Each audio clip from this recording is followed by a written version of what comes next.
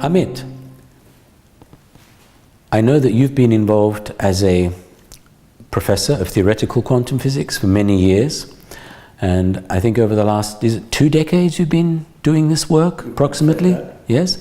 That you're looking at finding ways to help the general public understand how to apply principles of quantum physics in daily life. And your description of that comes under an umbrella title, Quantum Worldview, which I think is a very good one indeed. And it's something that is very, very important for all of us to begin to realize, that the quantum worldview doesn't necessarily have anything to do with statistical, analytical, or academic approach to quantum physics. Indeed, from our experience recently, because we have been looking at promoting quantum worldview together, we're currently here in London, in the UK, and our objective is to promote this overall understanding of how we can enter into a more engaging and experiential, we could say, exchange of what quantum worldview might be. It appears that most people, when they simply hear the word quantum, perhaps they've even heard from other physicists, oh, quantum physics, don't bother trying to understand it, it's too complicated. So it's like the public, the general public, equate quantum with complicated. So if the physicist can't work it out, how on earth am I going to work it out? So from your perspective, how would you describe the quantum worldview in terms of, firstly, in a nutshell, so that we can simplify the, I would call it the mystique that surrounds the complication, and secondly, in what way can we hope to be entering this particular mode of operating, this worldview, to assist us in daily life? Yes, first of all, the most important thing for people to grasp is that the physics was originally discovered in connection with elementary particles. Indeed, they're kind of esoteric academic concepts, but they have huge applications for technology. And so this is the thing. Material technology does not require you to understand the physics behind the technology. So people have acquired the view that understanding physics is something they don't need to engage in. And in addition, the specialists make it very clear. There are 2 kinds of people, one specialist and the other non-specialist, and the idea is that specialists are special people, meritocracy, and ordinary people cannot understand the intricacy of what defines a professional.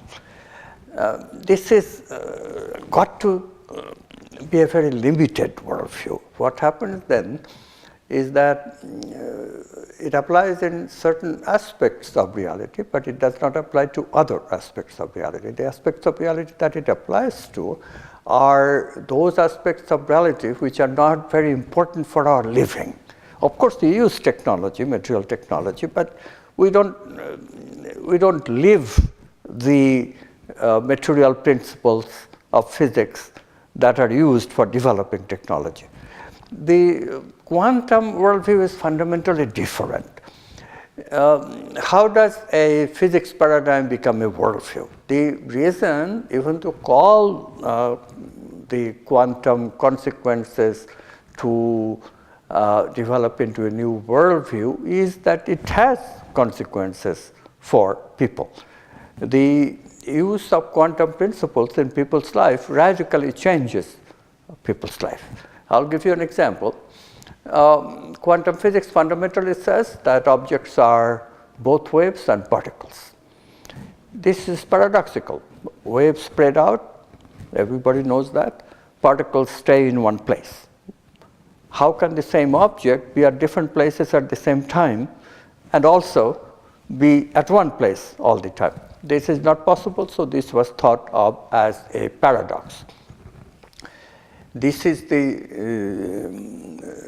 biggest ignorance of them all. The mathematics of quantum physics indeed never never had the paradox. The mathematics declares uniquely that the wave nature of quantum objects is the fundamental one. Then, of course, we observe them and they become particles. This is the reality. Waveness happens in a domain of reality which we now recognize as the domain of potentiality. The particleness happens in the domain that is familiar to us, domain of actuality, of space and time that we experience. Now look at this information. This is absolutely fantastic information. Why? Because who talks about two domains of reality today? People who talk about them are the spiritual teachers, mystics they're called sometimes in a derogatory fashion, and psychologists sometimes talk about it because they have also the similar concept of unconscious and conscious. So this quantum worldview is telling us that ideas that are basis of our spirituality and religions and ideas of science and ideas of psychology can all be integrated together in a worldview that is the quantum worldview. So is physics relevant to people's lives? Of course, you bet. People's unconscious thinking, unconscious feelings, unconscious suppression of traumas, these affect people's life in a major way. People's thinking of personality growth, changing ways to become a better person, these things depend on the unconscious in a major way. We have known that. And what quantum physics does is giving us a science of how the unconscious and conscious are connected and how the brain acts as interface between consciousness in the unconscious and our conscious experience that we call awareness, the subject looking at object, separateness that we experience every day. These things now can be explained, and therefore we can make our experiences richer. We can be happier. We know how to choose happiness over unhappiness. We know how to choose health over disease, thanks to the quantum worldview. So is it relevant to how people live? You bet it is. It's going to revolutionize how people should live and are able to live.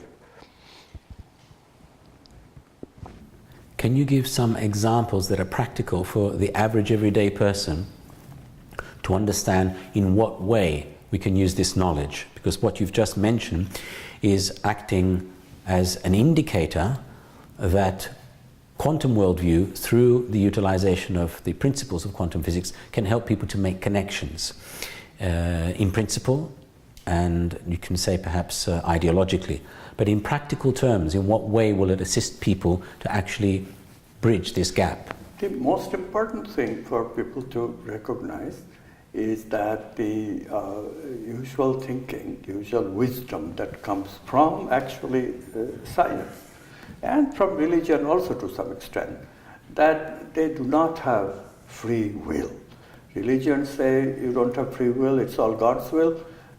Scientists are even more blunt. You don't have free will, it's all the interactions of matter that makes up your body, elementary particles. And this is a very bad concept that has pervaded in our society and culture, which tells you that you cannot change. You are stuck with who you are, what evolution has made you. Or if you take the religious view, you are stuck with what God has made you and you cannot change. It's all God's will. So either way, you are stuck between rock and hard place. The human being cannot choose their own destiny. Quantum physics literally is saying, and not in a new agey way. New agey way, if you think, you get misled. Quantum physics is saying, though, that we do create our own reality, except that the creation depends on our accessing this domain of potentiality that I was talking about. So it's a little more complex, agreeably, than the simple idea that we create our own reality just by thinking or intending. No, it's not like that. We have to learn how to think in tune with the movement of the unconscious. This takes a little bit of effort, no question. But if we learn to make that effort, The good news is that we know the steps of that process, of that effort. We call the creative process. And everyone, the previous wisdom was only geniuses can be creative. The quantum wisdom is that everyone can be creative. Everyone can be taught the steps of creative transformation. Everyone can change. People don't have to live in an unhappy way. People don't have to have disease. People can be happy, healthy, and in the process also become what we call holy, namely with living without separateness, wholeness.